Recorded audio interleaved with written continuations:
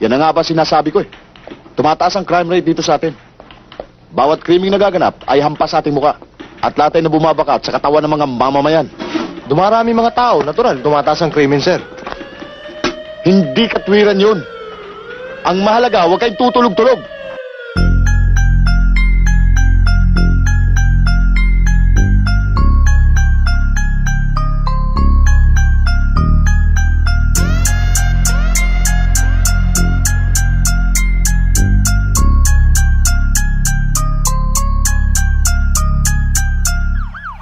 Sir, meron akong info sa mga taong gumagawa ng illegal. Alam ko kung saan nagtatago itong mga pusakal na kriminal. Pwede natin kaagad na puntahan to bago pa sila makagawa ng kasamaan. Teka sandali lang, kilala mo? Ilan sila at sino-sino yan? Baka pwedeng pag-aralan muna natin kung ano ba ang kanilang mga galawan. Sila sir ang dahilan kung bakit sa lugar natin laganap mga kaguluhan. Gaya ng mga pangayan, pagnanakaw at pagbibenta ng mga droga, panggagahasa, pang-iistapa, pang-hold up sa ating mga kapwa. Illegal na armas na binibenta, sasakyan na kinakarnap, mga motor na nawawala, na palaging hinahanap. Ito sir ang kanilang mga larawan at ang kanilang mga pangalan. Kasama na rin dyan ang mga address ng mga tahanan kung saan tambayan. Sato sila 10 sir, tapos yung iba naman pusher. Lahat sila mga user, kaya pala walang mga hiya super. Ito po si Carl Montes, ang bansag sa kanya ay CM. 21 anyos, taga-Caloocan, sangkot sa iba't ibang krimen. Apat na ang kanyang pinaslang na may kinalaman sa mga droga, sa kadahilanan na pang-iistapa sa kanilang mga pinabenta. At ito naman po si Mark de la Cruz, ang bansag sa kanya ay topak, promotor sa pagnakaw ng motor at mga sasakyan na kinakarnap. 30 anyos, taga Makati, Barangay Pembo, Lower Azucena. At ito naman si Banjo, Garcia, bansag sa kanya ay Baga. 40 anyos, taga Marikina, Barangay Tumana, tulak siya ng droga. May 7 pa sila kasama, mga nanguhold at ng ating kapwa. Alam ko ang kanilang kuta, doon po sa Binyan, Laguna.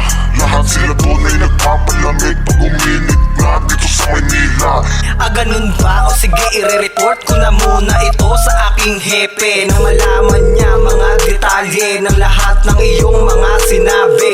Hello sir, merong balita, nanggaling ito sa aking alpa. Meron daw mga kriminal na nagtatago sa Binyan, Laguna. Sige, applyan kaagad natin na search warrant sa munisipyo. Pakiayos na mga dokumento para lakad natin areglado. Ayos na sir yung pre-ops natin at search warrant aprobado. Tumawag na rin ako sa alpa para trabahuhin na natin to.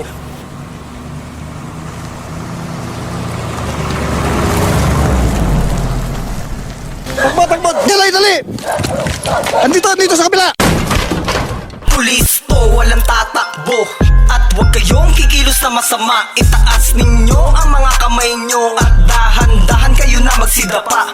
Walang mangyayari sa inyo na masama, basta manatili lang kayo nakadapa. Kayo ay inaaresto namin sa salang pagkukubli ng droga. Karapatan nyo ang manahimik at kayo ay magsawalang kibo. Ano man ang sabihin ninyo, maaaring gamitin laban sa inyo. At karapatan nyo rin na pumili ng inyong mga abogado.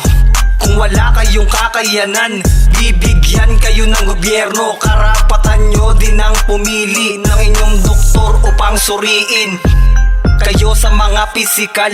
Dahil sa pagkahuli namin, naintindihan nyo ba ang inyong karapatan? Opo, sir. O sige, isama na yan. Naaresto ang 10 sospek na sangkot umano sa iba't ibang krimen, gaya ng carnapping, robbery hold-up, gun for hire at pagtutulak ng droga. Meron pa tayong reports na yung nakakarnap na mga motor ay pinagpapalit dito sa grupong ito para may palit lang sa droga. Ang tawag nila ay motor palit droga. Nakuha mula sa mga sospek ang mga nakaw umanong cellphone, na tinatanggap ng grupo bilang bayad sa binebentang droga. Nakuha ang isang rifle grenade at ilang fruit game machine na ginagamit umano ng ilang drug user para kumita at makabili ng droga. Wala pang pahayag ang mga inaresto. Para sa unang balita, James Agustin reporting.